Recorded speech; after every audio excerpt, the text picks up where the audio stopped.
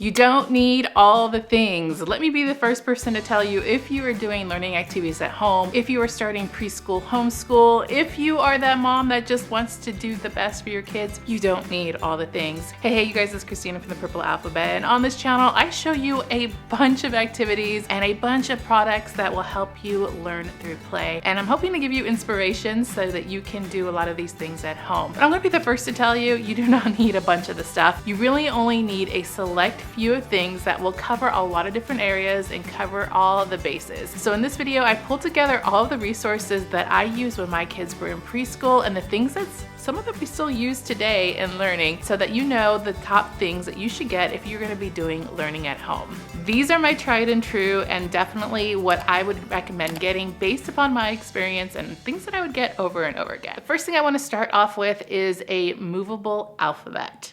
This is probably one of my most beloved tools that I love using. This is a magnetic movable alphabet. You can also get them in wooden form too, which is more of a Montessori-esque look. Generally speaking, these are all lowercase, and the consonants are one color and the vowels are another color. So it's really nice to have a set where you have several of each, because you could do it for letter recognition, letter order. You can use them for building words. You can use them for copying things. If you want to isolate one different sound, maybe you're working on the P sound, then you can just pull out all the P's and use them. You could use them for word families. I mean, the list goes on, and I probably have a lot of activity videos on where I bring these out and use them. A good set like this is going to take you really, really far. These sets were definitely on the cheap and budget friendly. So while this is the most ideal set to have, having something that's more affordable, there's nothing to be ashamed of. In fact, you could probably even cut out letters you've printed from your computer, and that will work just the same. I've used sets like this before. These are actually numbers, but I have them in alphabets too. But magnetic sets like this I've used before. This was the very first movable alphabet I made. I got the case from Walmart. How do I open this?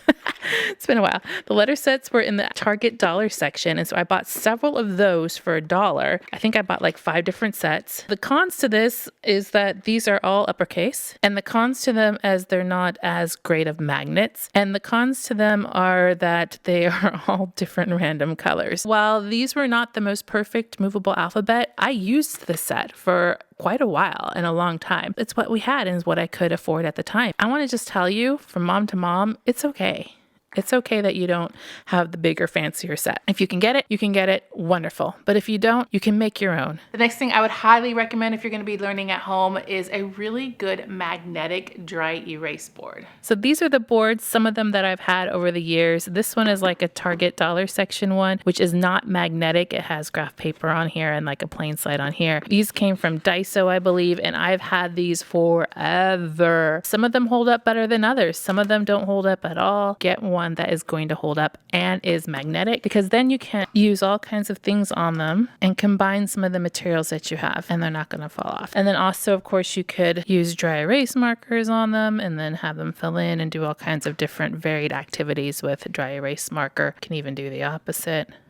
Fill in the blank with an actual letter and do letter matching. Another versatile thing that I found myself going to all the time, dry erase markers and dry erase boards, especially the magnetic ones. The dry erase boards will definitely come in handy, but also dry erase pockets are also highly recommended, mainly because they're so affordable. You can get them so cheap, and they're gonna last a long time and actually extend a lot of your work. This is a simple dry erase pocket that I got from Dollar Tree, probably back when it was actually still $1, but you're going to find yourself wanting a lot of these. So I'll put a link where you can get a whole bunch of them. And what you can do with it is just slide in any worksheet or paper. Here's an example on the back, and you can use it through the dry erase sheet with a dry erase marker. And then when you're done, erase it. But it's a really great way to get a lot of use out of worksheets, because you can just erase it and take the sheet out and do it over again. And that way I don't have to reprint things. So going on the opposite side of things, I would definitely recommend a base 10 block set. This is the base 10 block set that I have used since my kids were really little. This one came from Lakeshore Learning. There are plenty more online. I'll definitely get the links down below. But if you never used base 10 blocks before, it's going to consist of 4 different types of blocks for the thousands, hundreds, tens, and one. This is a smaller set. It's only got 121 pieces. You could also find wooden ones that come with more pieces. These are for learning place value, but a lot of common core activities all the way up. My kids still pull these out every now and then to get some examples of how to use them. I do have a video, I believe. I'll put it up there in the corner. You can go look on how some ways to use the base 10 blocks for activities. The reason this is on my list of must-haves is because it really is a great visual. It can be hands-on and manipulative based. So when you want to, visually see how things match up, you can, easily, as I drop it there on the board, you can easily, do some comparisons and see things visually. There are some more affordable versions if you can find them at Dollar Tree. This is a set. I also got some poker chips in here for another activity, but this is a set that I found at Dollar Tree and I put it in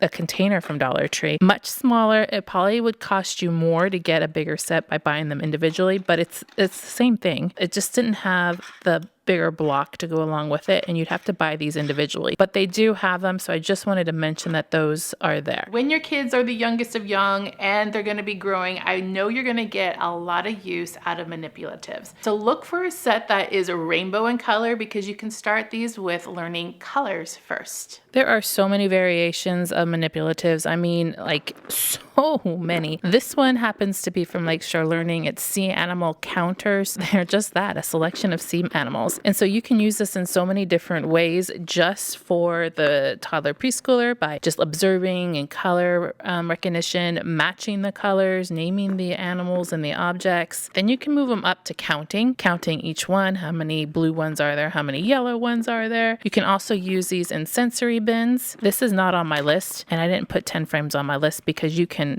print this out on the computer. You could even draw this if you want, but you could use them for counting on 10 frames by adding them onto the little squares if you want. Erasers also make great manipulatives and come all kinds of different patterns. I saw some right now at the Target dollar section. That would be really, really great. But this is great because you get a whole big bin of them and you can use them over and over again. This is also a great manipulative too. These are the snap cubes, and I wanted to mention them as an option, although they're not cute as far as having little animals on them or whatever. They still work because it's also a great way to use with math because they snap together and you can do counting. A must-have for learning at home are sensory items. And the reason why sensory items are really important is because it's actually working your hands. I brought out the Pluffle to show you as an example of sensory materials because there's so many different ones that you can get. I would have to say dough is probably the most common one that I see out there. I've used pom-poms. I've used kinetic sand. Pluffle is another one where it feels like it looks like it's actually moving, but it's not. But it comes in so many fun colors that you could put this inside a Tupperware container or on a tray, and just have really fun time exploring it. Add in those manipulatives and you can have a really easy sensory bin. And then on top of that, I want to recommend tools. Some of these you might have around the house. For example, like little wooden spoons like this, chopsticks like this, funnels. This is a foldable funnel to pour kinetic sand through. Rice is another great sensory bin filler. And then this set,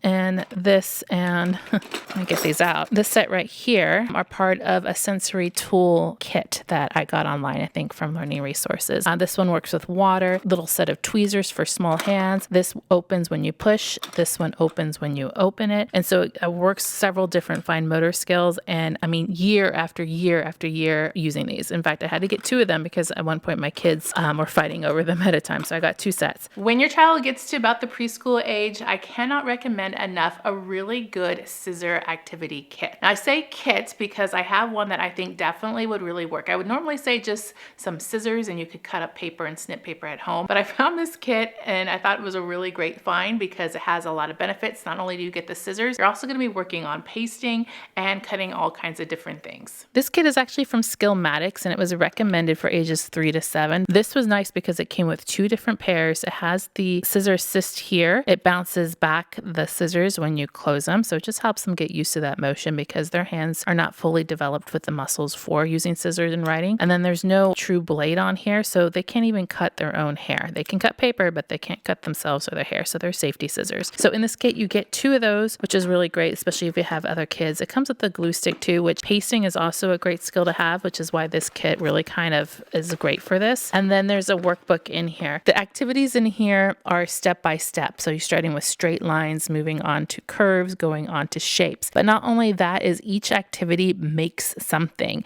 Once you're done with that, you still have the scissors to use. So that's why I was going to recommend this kit versus just getting some safety scissors, because it just takes it one step further and it's just already done for you. Okay, so for this recommendation, I'm recommending it and putting on my list because it's very versatile. You can be using it for all kinds of different activities. I got it at the dollar store.